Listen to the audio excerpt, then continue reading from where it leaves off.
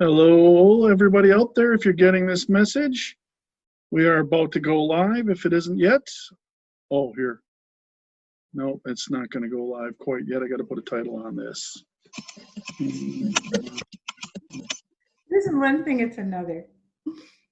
Nancy Kress.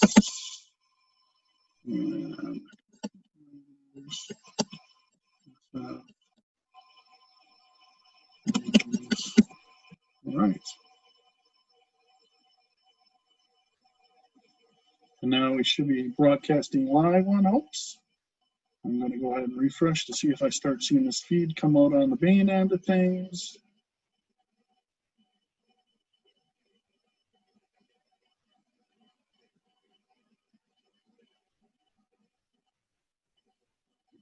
Let's see if it's showing up. Here we go. It's now live. Excellent. Hello, everybody. I hope you're enjoying yourselves on this, well, at least in undisclosed location, North Carolina, gray and dreary day. Welcome to the Baen Live author readings. Tonight we have Nancy Kress for you, and we're quite delighted to have you join us. If you're seeing this video and it shows the name Christopher Rocchio under my name, I am not Christopher Rocchio, but now I can say I have played him on TV.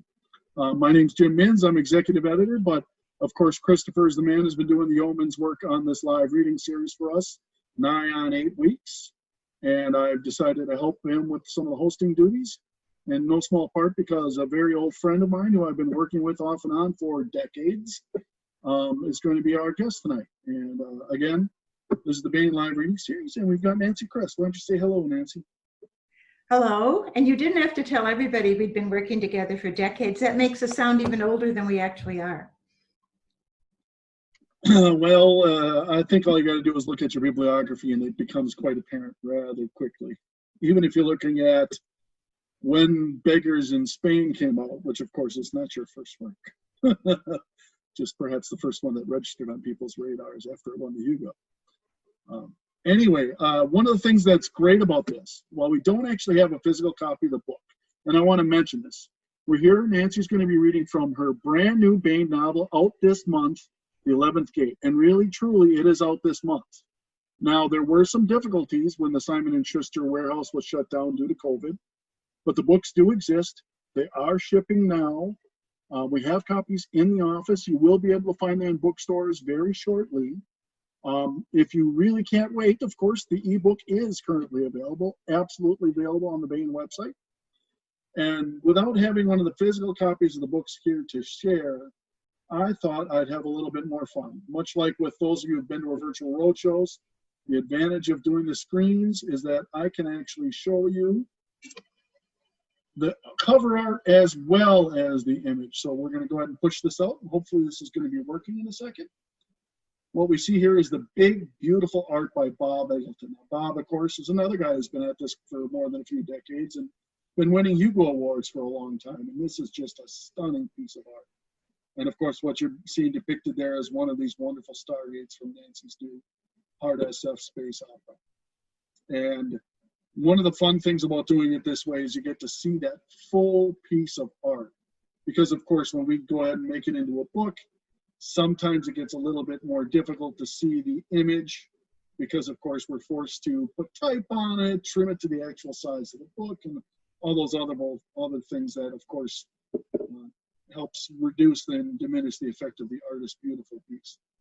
Now, one of the fun things about this, for those of you who may not have been aware, Baen, of course, on our website, we run contests every month.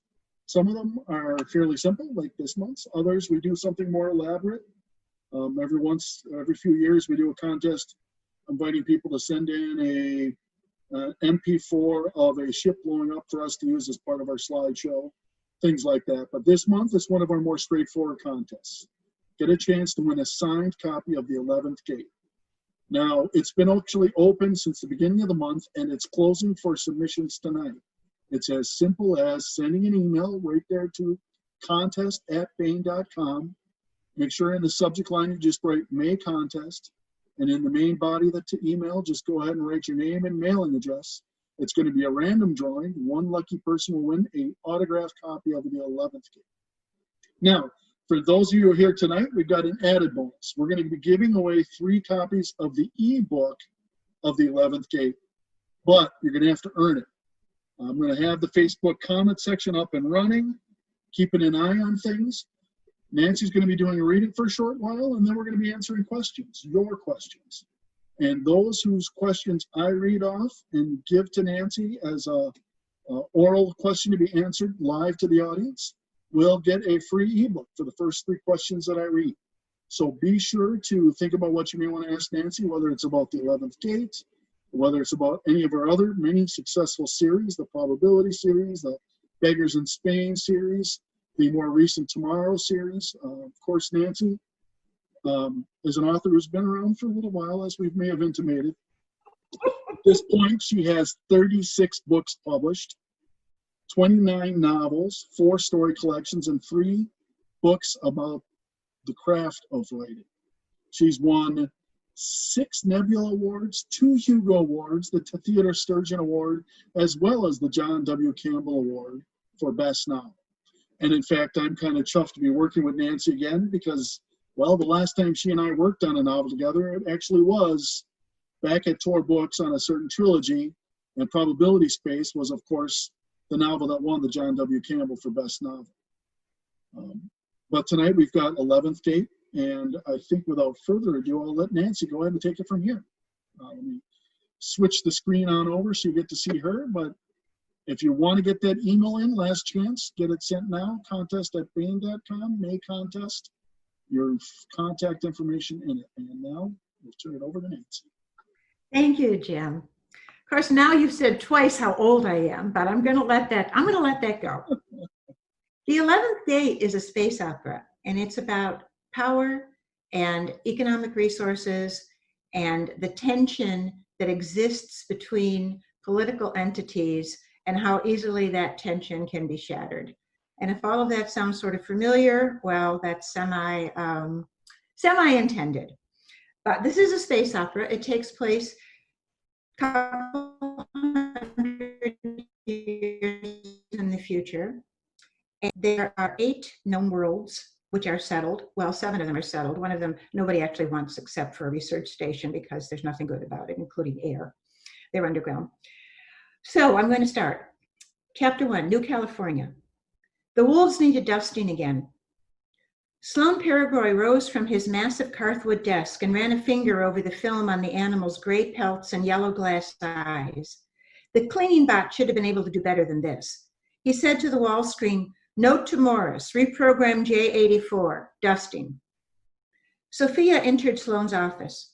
"Father, 2 more appointments today." Sloan glanced appreciatively at his daughter. His dead wife had chosen for Sophia the genetic template of a Mayan princess rather than Yvette's own watery Nordic beauty, and the choice suited Sophia. Tall and strong-featured, she had inherited her father's drive, competency, and preference for formality. You couldn't engineer personality, but Sloan's famous luck had held with Sophia. She ran as much of Peregoy Corporation and its 3 worlds, 4 if you counted Prometheus, not technically a Peregoy planet, but no one else was on it, as Sloan did, and Sophia was his sole heir. He'd made sure of that. Neither her sister nor Sloan's son, dead in the same plague that had killed Yvette, had possessed ability or inclination to govern. But in line after Sophia, Sloan didn't choose to ponder that long-term problem right now. He was tired. It had been a long day. Beyond the window, 2 moons gleamed above his corporate headquarters' soaring towers. Sloan wanted his dinner, whiskey, and bed. The rejuve treatments could do only so much for someone as old as he was, and it was unlike Sophia to allow appointments this late. In fact, Sophia rarely facilitated appointments at all. That was Morris's job. So these must be important. Who are they? He'd had his biweekly meeting with the full board of directors just this afternoon. It was unusual for something urgent to arise since then. "Sue Lynn," Sophia said. "I'm sorry, Father," she insisted. Of course she did.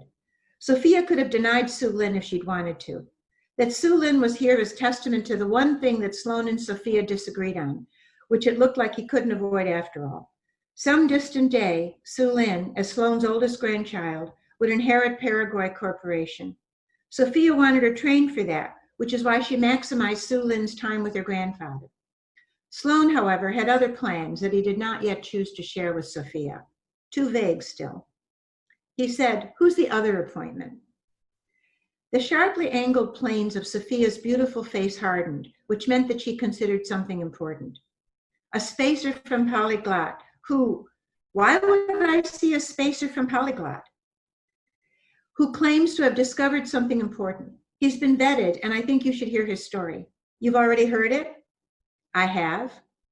Sophia said no more, and it wasn't like her to be so mysterious either. Sloan didn't like it, but he trusted her judgment, even though Polyglot wasn't to be trusted. The planet was weak because it was not unified, a patchwork of individual nations. Nations, that outmoded concept, could never equal the efficiency and strength of a corporate state. It was amazing that once, on Terra, they ever had. Or so Luis Martinez informed Sloan. Sloan said, "Show in the spacer. What's his name?" David M. Gordon. At least he wasn't a Landry. But then no amount of vetting would have admitted a Landry. Sloan said, "I know how busy you are. I'll see Gordon alone." They both knew that alone actually meant with Carl Chavez, Sloan's augmented and superbly trained bodyguard. But Sophia said, "Without Chavez." Sloan raised an eyebrow, but he trusted Sophia's judgment. She and Chavez left as David Gordon entered. He spotted the wolves and stopped cold. The taxidermist had captured well the animal's fierce, vanished vitality. He said, "Wolves?" So he recognized them. Most people did not. Neither wolves nor anything like them had ever existed on any of the 8 worlds.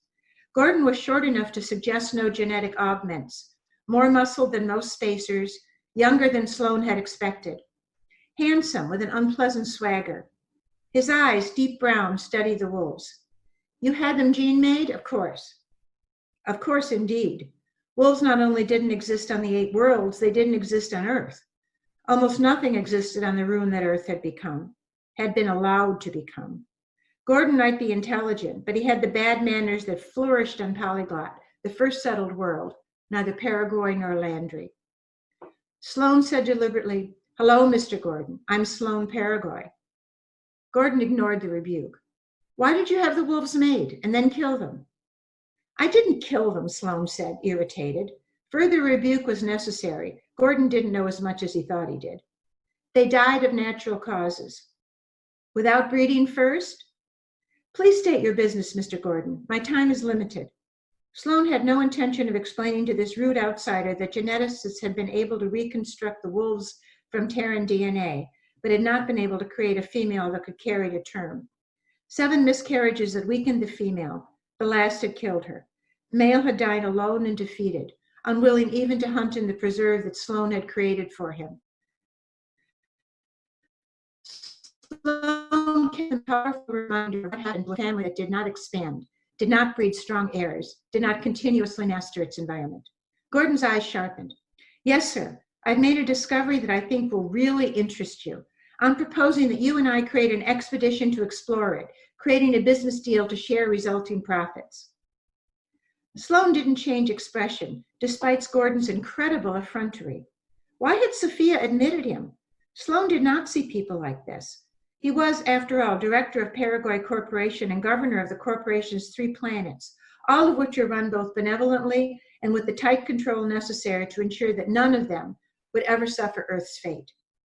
On Peregoy planets, everyone worked, everyone ate, everyone had medical care, everyone was educated. The small land masses on each planet were environmentally protected, the population kept optimal. Most important, the stargates between worlds, those precious portals that made everything else possible, were so well guarded by the Peregoy Corporation Space Service that not even the Landry fleet could get through. And this arrogant puppy from a world with no central government, no ruling family, not even a common language, from a planet rife with constant international tensions and wasted resources, this unmannerly scrap of space jetsam wanted to make a deal with Sloan Peregoy? He said frostily, "I am not interested in acquiring another mining asteroid. It's not an asteroid. Or a drifting renegade moon. It's not a moon. Gordon said, "It's another gate." Sloan stared at him, for once unable to control his expression, but only for a moment. He said, "There are no more gates. Everyone has looked." "Not where I did. I'm the only one who knows where it is, Director Peregoy. Are you all right? Should I call your aide?" "Certainly not," Sloan snapped, although he put one hand on his desk. Another gate? Not possible. But Sophia had vetted Gordon. If he was a habitual liar or crazy or in the pay of the Landrys, she would know. Sloan's intel network, both overt and covert, was superb. He said, "Did you take your vessel through this alleged gate?" "No, I don't know what's on the other side, but since the gates are always near a planet, or pretty near anyway, and there isn't a planet on this side of the gate, I want a big ship under me before I confront whatever's beyond the gate." "Why didn't you take this to the Landrys? Why me?" Gordon made a face. "Libertarians, they don't agree on how to act, and with everybody doing their own thing, you're never sure that one Landry's thing won't derail another Landry's thing. I don't want to be derailed or delayed by endless discussions because everybody is equal." Sloan said they do have a military organization. Although he always wondered how Landry men and women, raised with doctrines of individuality and self-reliance as their supreme values, could become soldiers who had to take orders. But somehow they did, despite the fact that their independent businesses often ignored their home planet's best interests if it would make individual corporations more money. Gordon said, "Yes, they have a military, but you have totalitarian control of Peregoy resources." "That isn't accurate. I am a CEO, not a dictator." "Is there any difference when the corporation is the state?" Sloan scowled, but he wasn't about to digress into a discussion of political philosophy. Another gate. There had always been only 10 gates. Physicists said they were a natural phenomenon, inexplicably stable children of the unstable quantum flux. No one understood the gate's origins, not even after 150 years of trying. The gates were inexplicable, permanent, and immovable, not unlike the enmity between Landrys and Peregoys.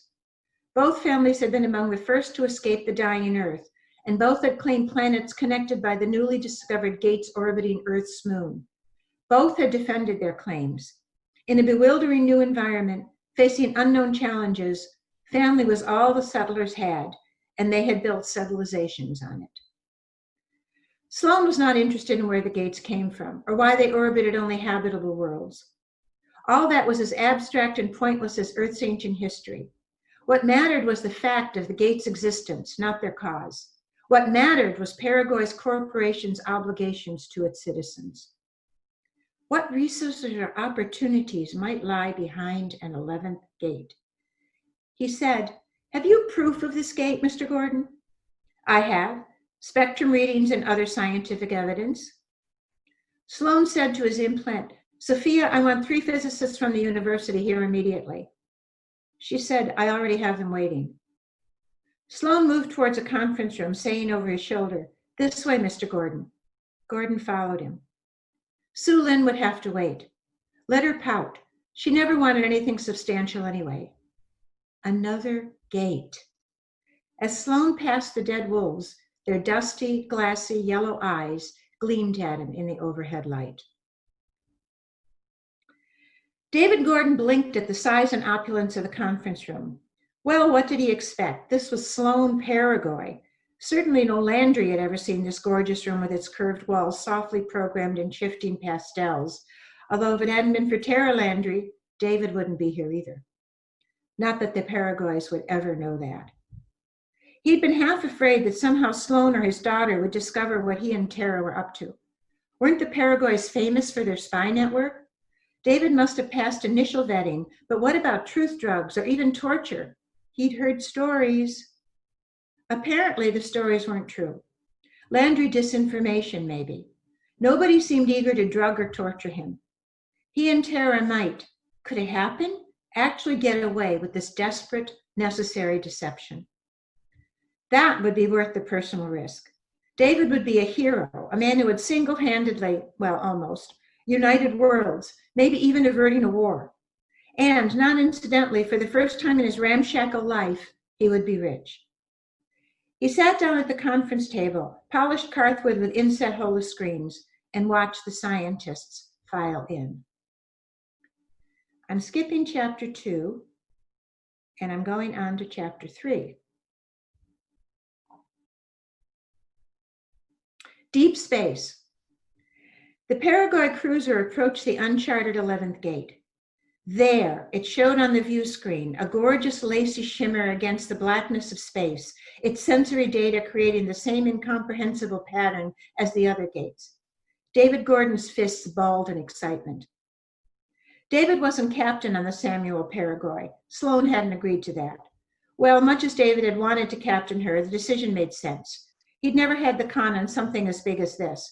The ship was undoubtedly armed in ways that David wasn't familiar with. Sloan wanted to control, if only by proxy, whatever action might lie on the other side of the new gate. Peregoys were big on control. At the command console on the spacious bridge sat Captain Magda Peregoy, some distant relative of Sloan's. Keep it all in the family. David had always thought it was weird the way all Peregoy kin had the same last name no matter who their other parent was. So did the Landrys. Arrogant. Not that arrogance was always a bad thing. He sat beside the captain, watching the gate grow from an instrument detection to that mysterious shimmer, an irregular kilometer across. Unlike many spacers, David had never tried to understand how or why the gates existed. The best guess was something to do with plasma, cosmology, and the quantum flux, whatever that meant. It didn't matter. The only thing that mattered was that the gates existed, he had found it, and it was going to make him some degree of rich, depending on the planet that lay on the other side. It might be lush and fertile, a new part of the Peregoy Empire, with David receiving a percentage of all immigration fees. It might be useful for mining. It might, worst case, be fit only for tourist viewing from orbit, if, say, it was in such early formation that it was geologically violent. David would still get a percentage of fees. But he expected better than that. All planets beside Gates had, so far, been habitable by humans, even if, like the Landry mining planet, New Hell, only just barely. Thar she blows, David said. The captain and her crew ignored him. Maybe they didn't get the reference, or maybe they were just as much uptight pricks as Sloan Peregoy. No matter. Sloan knew his business. David, accustomed to the bureaucratic licensing delays and credit problems that were the inevitable fate of his small-time expeditions from Polyglot, had been astonished at how fast Sloan had been able to create this enterprise. Less than a week to equip the ship with personnel and supplies. Then a few days on conventional drive through the new California Polyglot Gate. A week to the Polyglot Prometheus Gate, farther away from Polyglot than any other gate from its planet. Why? No one knew. From the dwarf planet Prometheus, an entire month in deep space to this lonely shimmer, much farther from Prometheus than other gates from their planets. The executive officer said, Captain, there's a ship following us. Identify? Just a minute, got it. Class 6A vessel. It was a small Landry ship, but then David already knew that. Only the ship was supposed to be there already, waiting at the gate, not arriving just now, certainly not behind the Samuel Peregoy. That had been the plan. The captain said, full speed ahead, we can reach the gate first. Disaster. The Samuel Peregoy would reach the gate first, go through and claim the gate, depriving David of his chance to be part of history. And Tara had planned this so carefully. The Landry ship was supposed to be waiting at the gate. It was supposed to pass through simultaneously with the Peregoy ship, and both families would thus own the gate and the planet beyond. They would be forced to cooperate, which would be the opening wedge to diffuse a rivalry growing steadily more dangerous. And David would be part of that. He would be a fucking hero. Although, on second thought, maybe this was better. In Tara's plan, all the money to be made from a new gate and a new planet would be split between the ruling families, with David taking his percentage from the Peregoy share. But if the Samuel Peregoy went alone through the 11th gate, only Peregoy Corporation, which meant Sloan, would own the discovery. David's take had just doubled. Of course now, the new gate wouldn't help bring peace, but hadn't the 8 worlds managed for 150 years to avoid an actual war? A few skirmishes in space, money spent building weapons, a lot of tension, but no war. It could just go on like that. Maybe this was better. The exec said, gate perimeter imminent. The captain said, proceed through. The passage felt like nothing much. A shimmer on the screen, a nanosecond blip on the sensors, no different from any other gate. As a citizen of neutral polyglot, David had gone through Peregoy gates and Landry gates. He hadn't yet gone through this one, nor even approached it before, despite the lies he'd told Sloane. Only Terran Landry had gone through when she had first found this gate. She could have claimed it for the Landrys, but instead she had chosen to set in motion this idealistic plot. When she hired David to approach Sloane, he'd been a little surprised at her scheme. When he'd known her on polyglot, she hadn't seemed like the idealistic type. They'd had some good evening bars, some athletic sex, but then she'd fallen hard for some visiting lecturer at the university and tossed David out of her bed. Still, they'd kept in touch, and she'd always been interested in David's spacer exploits, especially the ones a little bit outside the law. "We're through, Captain," the exec said, and then, unable to keep surprise out of his voice, "Object just ahead." David felt his mouth form an O. Not possible. No human had been through this gate except Terra, once and very briefly. That's what she told him. That meant that this object had to be tracking now. The object, magnified, skimmed across a view screen. David couldn't get a clear idea of its size, but it was clearly in orbit around the planet ahead, which showed heavy cloud cover. The orbital was cylindrical, featureless except for a short projection that had to be, a landing dock. An alien landing dock? How had Terra not seen this? But she said she'd only stayed a moment beyond the gate and the orbital might have been on the other side of the planet. But an orbital this close to the gate meant that the aliens, unthinkable word, knew about the gate. Why hadn't they ever gone through it? Why were they unknown to the human universe? None of it made sense. Captain Peregoy's voice held the undertones of someone exerting control to keep herself steady. "If we see them, they see us. Initiate contact." The exec started a pre-recorded message. Someone had planned for the improbable. The message sounded on the bridge, and David Guest went out to the orbital on all possible wavelengths. First were tones giving a sequence of prime numbers, repeated twice, and then, "This is the Peregoy Corporation Space Service Ship Samuel Peregoy, Captain Magda Peregoy commanding. We come in peace. Please answer." On the bridge, tension prickled like heat. Nothing. The exec said, "No other objects detected in orbit, ma'am." The orbital disappeared behind the planet, then reappeared. The exec said, "Length is 10 meters, diameter 4 meters. The thing was small, smaller than Sloane's office. The message from the Samuel Peregoy repeated constantly for an hour. Were they conferring down there on the planet? As it turned, David glimpsed the blue of ocean, plus a brown tip of land, mostly still under cloud cover. Was anyone there? Maybe this was the sole orbital still in the sky after the civilization that put it there had decayed or perished. After all, that had happened on Earth. Only semi-savages were left on Earth, people whose culture had degenerated to practically Iron Age. David had read once, or maybe been told, that all sentient civilizations unable to spread to other planets would eventually destroy their own. Too many beings using up too many resources. Captain Peregoy said, "Prepare to launch a scout to rendezvous with the orbital." A bubble of excitement rose in David's throat, heady as champagne. "Captain, you have 4 scouts aboard, and you'll need one to streak back through the gate and file the Peregoy claim. You should reserve the others in case anything happens to the first one going back. After all, the Landry ship is so close, just the other side of the gate. And I fly scout, so I know that nothing you have aboard will be able to dock on that small platform. We don't even know how to secure the scout alongside. Look, there's no apparent mechanism. But I can put on a suit and get over there on a vacuum sled. I can see if there's any way to open any door. You'd be risking only me, not a scout, and nobody from your crew." The captain eyed him. "All right, Gordon. If you fail, we'll try something else." He was expendable now that he'd taken the ship to the gate location that Terra had given him. Maybe the captain even had orders to risk him first if any danger arose, thereby saving Sloane from paying David his future percentages. David didn't care. He was a spacer, and this is what he lived for, along with the percentages, of course.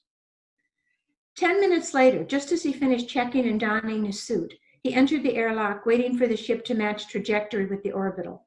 When it did, the vacuum sled shot out, automatically following directions to rendezvous with the orbital. The Samuel Peregoy flew close beside. David saw its scout launch and fly back towards the gate. The captain was sending it back to file the Peregoy claim. The Landry vessel still had not come through the gate. David easily caught a projection on the side of the orbital.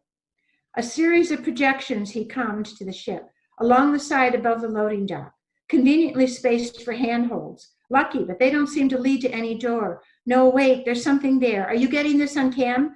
A round hatch. You have to look really hard to find it. I'm pulling myself toward it. We have you on visual, Captain Peregoy said. Good. David reached the hatch. He grasped a slight projection in the middle and pulled. Nothing. He twisted it and the hatch opened easily. I'm in. The opening is very small. Maybe they are too. I'm barely going to fit through this hatch. No airlock. This isn't inhabited. Odd. The orbital was big enough to enter, but no airlock. Received. Proceed. David wriggled inside and floated. He brightened his suit lights. I'm in a completely bare area, a half cylinder. The space is divided along its whole length. The interior sort of resembled an unfitted cargo shell. Absolutely nothing here. No, wait, there's a hole in the divider at the far end. Going towards it now. Captain Peregoy said, nothing? No equipment, no markings of any kind? Nada. Pulling myself through the hole head first. Christ, it's a tight fit. I see something at the far end of this deck. Oh my God. His headlamp showed the machinery clearly, and David recognized it instantly. The timer light glowed red, enough light to see the small, distinctive, unmistakable manufacturing logo. The bitch. Go, he screamed into the comlink. A Landry bomb, get out, it's going to... The nuclear device exploded, vaporizing the orbital, David, and the Samuel Peregoy. The scout plunged into the gate. Thank you. And if Jim, that doesn't hook you into getting that ebook, I don't know what will. Thank you for a good cliffhanger. For those of you who have just joined us, we're also looking to answer some questions. Nancy just finished reading from her new novel, The 11th Gate. I'm going to go ahead and usurp the screen one more time to show you that cover image, along with the information you need to do if you want to submit to try and win a signed copy of the book, which we'll be sending out to Nancy after we have the winner's name, along with a label so she can sign that book and get it sent out. And again, for those of you who joined late, while The 11th Gate is indeed a May book, and will hopefully be in bookstores very shortly now, due to a certain virus running rampant across the globe, we have had warehouse issues. But the book do exist. We have copies in the office, and they will be arriving at bookstores near you very shortly. Hopefully they'll even be open. Of course, the ebook's currently available. And thank you to Daniel Goodman for also pointing out it's even available as an audiobook. And these days, audiobooks could use your support and love as well as the independent bookstores. But we're very happy to have Nancy here to answer questions for you. I'll leave that the cover art up for just a little bit longer in case anybody wants to jot down contest@baen.com and May contest for the subject line. But we're going to start with a question we got from Scott Kunzelman. And that is, for those people who are new to your work, Nancy, where would be the best place to start, in your opinion? Well, if you like space opera, you should start with this one. If you want something set on Earth and in a closer future, then probably Beggars in Spain, which is about humans genetically engineered to not need to sleep. And that ends up having surprising consequences for not only the people who are genetically altered, but pretty much all of Earth. And indeed, for those of you who are fans of space opera, there's also the Probability Trilogy. There's other works in the Beggars in Spain, the Tomorrow Trilogy? Yes, it's a trilogy. Yes, it's a trilogy. The Probability series, which is Probability Moon, Probability Sun, and Probability Space, right, is Space Opera 2. And it also is built around a war, although not between humans, but with an alien culture. I have to say, though, about that trilogy, I think the first book is the weakest. And if I were reading this book or recommending reading this book, which of course I am, I would say start with the second one, Probability Sun, and try to pick up the backstory from there, because I think the last two are stronger than the first one. And indeed, that third one's the one that won the award. I'll also want to ask you a little bit about David Gordon, the character that may have just disappeared in a nuclear cloud. You mentioned that he came from an interesting source. Yes, it's a Tuckerism. A few years ago when I was writing this, and I'm sorry to say I don't remember which organization it was, asked me to contribute something to an auction. It might have been Clarion West, it might have been the Syphil Emergency Medical Fund. Anyway, I contributed a Tuckerism, and David Gordon purchased it. And he said he wanted to be in my next science fiction book. And I said I could make him be a swaggering, handsome, ne'er-do-well spacer who was going to come to a bad end pretty early on. And he said that sounded absolutely perfect. So David Gordon, if you're listening to this, there you are. And of course, you longtime Baen fans are well aware of the fact that we have a long tradition of Tuckerizations and Baen titles, right on down to perhaps Give Me Liberty Con, which will be coming out next week, which may be the greatest work of Tuckerization that Baen has ever produced, a tribute to Uncle Timmy or Tim Bolgio for all you longtime Southern fans. That's a name you're well aware of.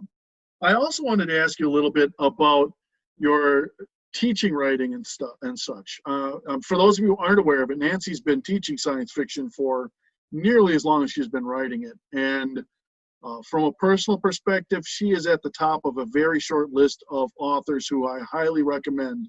If you're seeking a chance to learn the craft of science fiction, you could do no better than Nancy Kress. This is something I've been saying for a long time, whether it's your essays that you were writing for the Syphil website or the column you were writing for the Writer's Digest, some of which can be found in book form these days, I believe. But I did have a question for you. What's going to happen with the Taos Toolbox this summer? And we're not sure. Taos Toolbox is a 2-week intensive workshop that I teach with Walter John Williams in New Mexico every year. And our guest lecturer every year is George R.R. Martin. And we have accepted the 18 students that we assumed were coming this year. But we're not sure yet, given the COVID virus, how this is going to work. So everything, like with everything else, is up in the air. Right. And I would be very sorry not to do it, because we have turned out some very talented writers from that workshop, and because I very much enjoy teaching, especially with Walter. And it's a very intense 2 weeks. We have students who often arrive with their hiking boots and their list of things they want to go see in New Mexico, and none of that. We work really, really hard, so they don't get to do those things. We have a question here from Michael Mallerstein. Is this a standalone or part of a series or the beginning of a new series? I don't actually know, because I never know. The 3 trilogies that I've written so far were accidental. I know that sounds like I tripped over them, but I thought early on in my career that I would never commit trilogy. And then it turns out you write a novel and you realize the story itches at you because there's more to be told. So you write the next one and it's still itching at you. And that's how I ended up with 3 trilogies. I don't know what will happen with this one. Right now I'm working on something entirely different, so it isn't going to happen like instantly. But I know that's an inconclusive answer. I'm sorry. That's the best I can do. Well, there's plenty of room, of course, for other works. If enough fans get on your case about writing it, maybe we can get you to write more. I'll also point out, I believe all 3 of your trilogies began as novellas, didn't they? Yes, the novella is my favorite length. It's long enough to create an alternate reality or a future or a different world, but it's short enough that you only need one main plot barreling through. And I like novellas. And in fact, all of my words except Probability Space have been for novellas or novelettes, with one exception. So that's my favorite. But sometimes those itch at you too. When I finished Beggars in Spain, I knew there was more I wanted to say about that story, which is how it turned into a novel, and then it just kept going. And the same was true of the others. But yes, they have all started as novellas. Long novellas. Pushing the edge of the envelope novellas.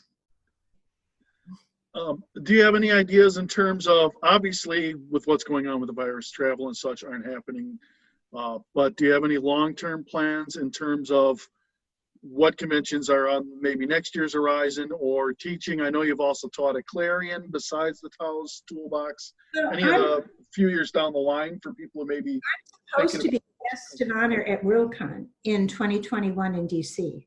Ah, So I'm just hoping that by 2021 they have a vaccine or something and that this actually happens. But I will be the guest of honor at the 2021 Worldcon. I was supposed to be guest of honor last month at a convention in France, and that was canceled, of course. And I was supposed to be going to NorwestCon here in Seattle last month, and that was canceled. Yeah. So everything is very much up in the air. I was going to go to Capclave, which was bringing back all its former guests of honor also in DC in October. And I don't know what the fate is of that or if that's going forward at all. But like everybody else, I have no idea what's going to be happening over the next year. Well, fingers crossed, hopefully we'll all be gathering again in DC at the very least by the time that rolls around. Let's hope we got a vaccine and everything's going back normal. Chris Fleming asked, what's this new work that's caught your attention at the moment? I'm curious because I don't know if you like to talk about works in progress. We've had editorial conversation about works in progress, but I really don't. Willing to talk about with your fans. I really don't, Chris, because I find that if I talk about a work while I'm writing it, I don't even talk about it with my husband. Because if I talk about a work when I'm writing it, it saps some of the desire to write it. I feel like I've already done it. Because when I talk about it, I try to make it very interesting. And then it's already been made interesting. So when I sit down at the computer every morning, some of that impetus is gone. I will say that it concerns the nature of consciousness, and it's set in a very near future on Earth. There you go. So what was the kernel that brought you to the story for the 11th Gate then? You know, I really never know what brings me to any stories. My working method is not organized. What usually happens, and what happens this time, a character in a situation will sort of pop into my head. Now, I know that sounds like there's been no preparation, and in some ways there hasn't, but in another way, I believe that everything a writer has read, seen, heard, thought about for their entire lives gets dropped into what the scholar David Livingston called the deep well of the unconscious.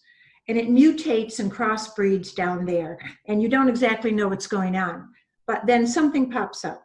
In this case, what popped up was the idea of an elderly but powerful business magnate who has brought a proposition dealing with space that he can't refuse, essentially an offer he can't refuse, with a lot of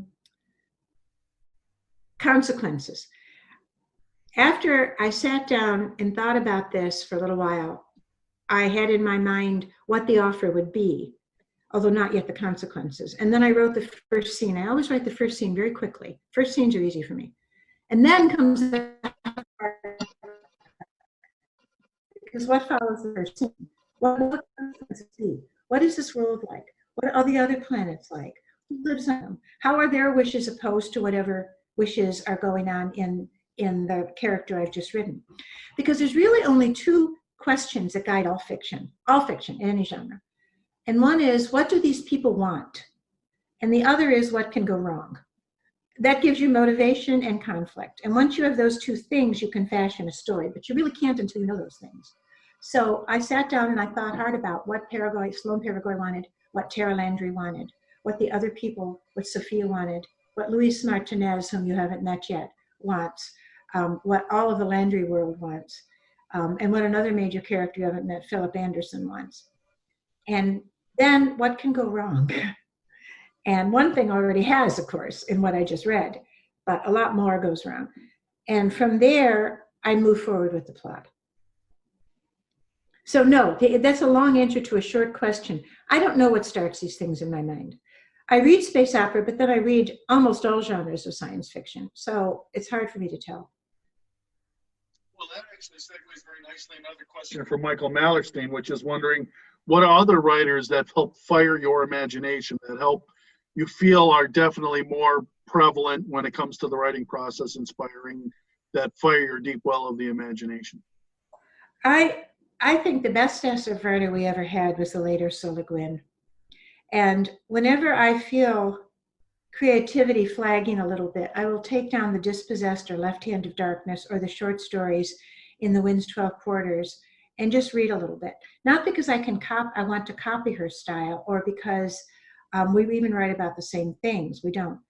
But just because the artistry in it is so good. She can do so much in just a phrase. There is, for instance, a phrase in one of the short stories where this guy is standing out on the shore of a dying civilization, and he's looking out over the sea. And the phrase is, he saw a light, or his desire for a light. And think of everything that's encompassed in just that one phrase. A state of mind, a need, a desperation, and possibly a plot link, or possibly not. All in less than 10 words. She was amazing. Yeah, I have to admit, back in the late 90s, I worked on Legends, the first version of that, which was a bunch of very well-known fantasy writers writing stories in their signature series. And Ursula submitted a Earthy story, I believe it was titled Dragonfly, and it had my all-time favorite ending. I won't elaborate because I don't do spoilers. But it's an amazing story. Legends is a terrific anthology if you can find a copy out there anywhere anymore. But that Ursula story ending is right at the top for me, and that's out of a lot of fiction.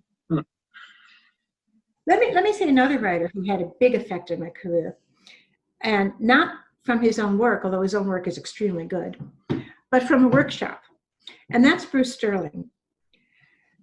In the 80s and early 90s, or in the 90s, I guess, 80s through 90s, I attended a workshop every year called Sycamore Hill that John Kessel ran in the North Carolina State campus where he was teaching.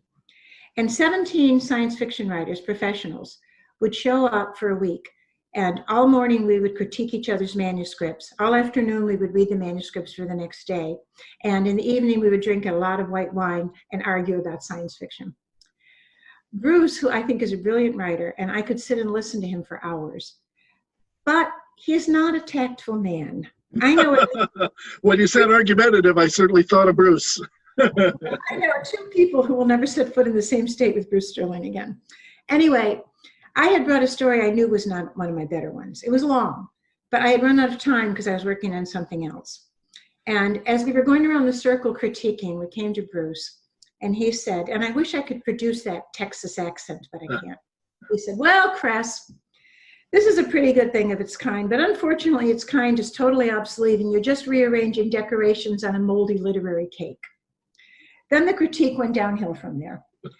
What he meant when he had a chance, when it explicated at great length, he said, you've taken tropes from 50s and 60s and 70s science fiction and you've stuck them together to make your society. And I don't believe a word of it. I don't know who has the power. I don't know where the money is. I don't know where the resources go. You've totally ignored the fact that all societies of any kind have economic underpinnings. Even if they're not using money, they have allocation of resource underpinnings. And you can't do that. I don't know where the money is or the money equivalent.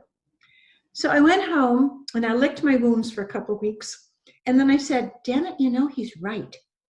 And I started thinking about economics. And the next thing I wrote was Beggars in Spain, which very much deals with the question of who has the money, who has the power, and what do the haves owe the have-nots.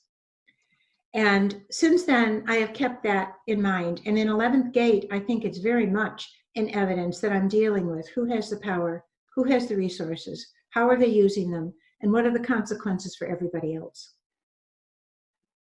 So thank you, Bruce. Again, yeah. I did tell Bruce this, but now I'm telling him again. We have an excellent question from Scott Kunselman again. And actually, I got to say thanks, Scott, because he asks you your opinion.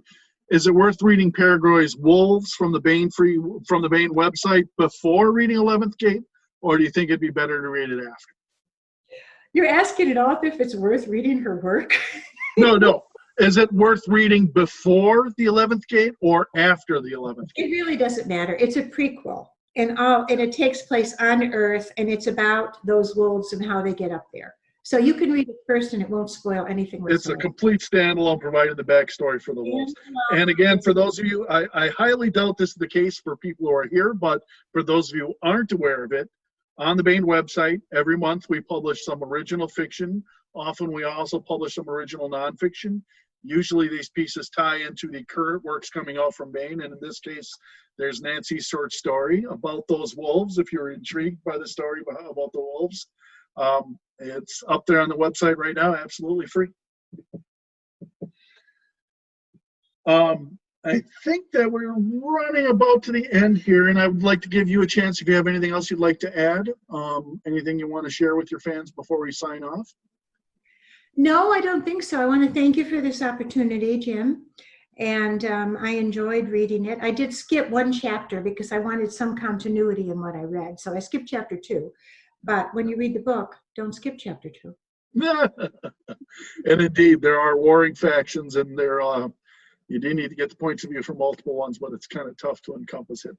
But thanks again for everyone for showing up. I'm going to go ahead and throw up one last time that screen that not only shows the artwork for the 11th Gate, but also gives you the information about the contest to win a free copy of, an autographed copy of the book. Get your email sent out tonight. If we don't have it tonight, I won't have that address for Nancy tomorrow. It's going to be a random drawing, one free autographed copy of the 11th Gate from multiple award-winning and absolute all-around great woman, Nancy Kress. Thanks for joining us, Nancy. Thank you, Jim. And take care, everybody.